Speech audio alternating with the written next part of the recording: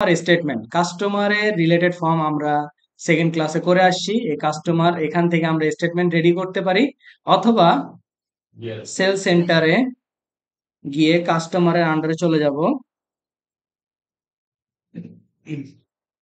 সেখান থেকে প্রত্যেকটা ইন্ডিভিজুয়াল কাস্টমারের আন্ডারে আমরা কি করতে পারি, স্টেটমেন্ট রেডি করতে পারি। এখন কাস্টমার স্টেটমেন্ট কেন করা হয়?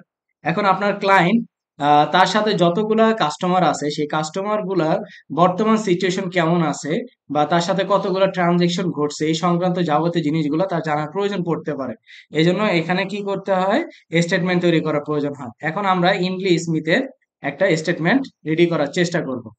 ওকে, এখন এখানে আসছে দেখেন, এখানে আসছে স্টেটমেন্ট ডেট, কবে তারিখ থেকে শুরু হবে, স্টেটমেন্ট টাইপ, তারপরে হচ্ছে স্টার্ট ডেট এবং এন্ড ডেট, মানে কত তারিখ থেকে কত তারিখ পর্যন্ত আপনি স্টেটমেন্টটা করবেন সেটা। তো এখন আমরা যদি স্টেটমেন্টের ডেটটা দিই, স্টেটমেন্টের ডেট দিলাম যে জানুয়ারি 1 2025, কবে থেকে শুরু হবে,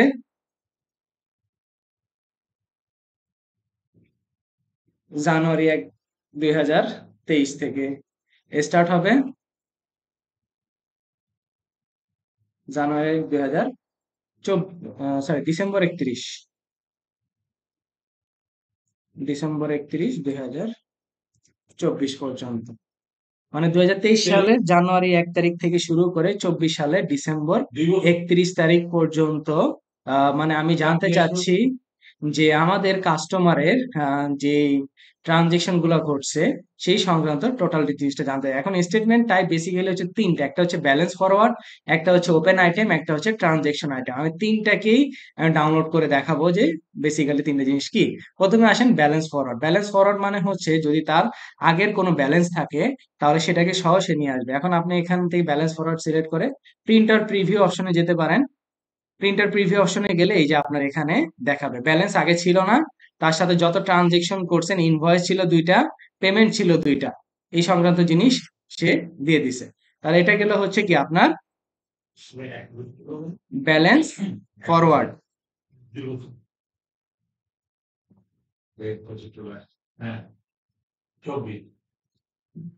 ব্যালেন্স ফরওয়ার্ড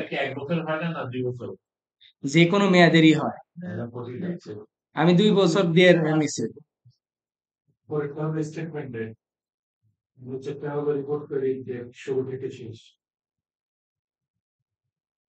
ওকে,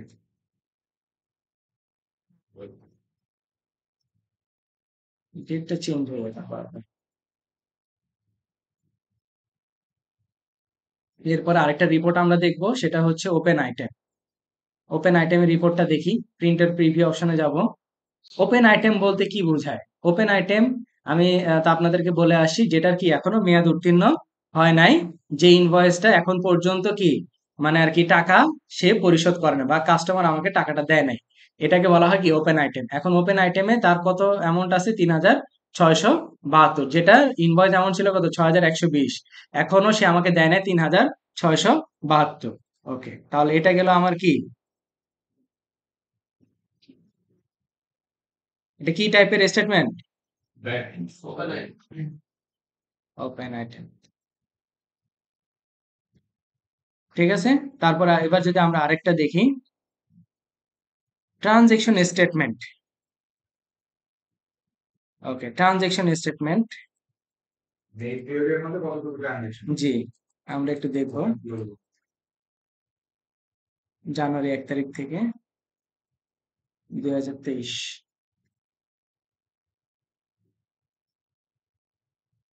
ডিসেম্বর 31 2024, মানে এই এত বছরের ভিতরে আমার ওই ব্যক্তির সাথে কতগুলা ট্রানজেকশন হয়েছে সেটা আমরা দেখব। এই যে ট্রানজেকশন ঘটছে দুইটা, ইনভয়েস হয়েছে। ঠিক আছে, এটাকে আমরা দিব হচ্ছে কি ট্রানজেকশন স্টেটমেন্ট।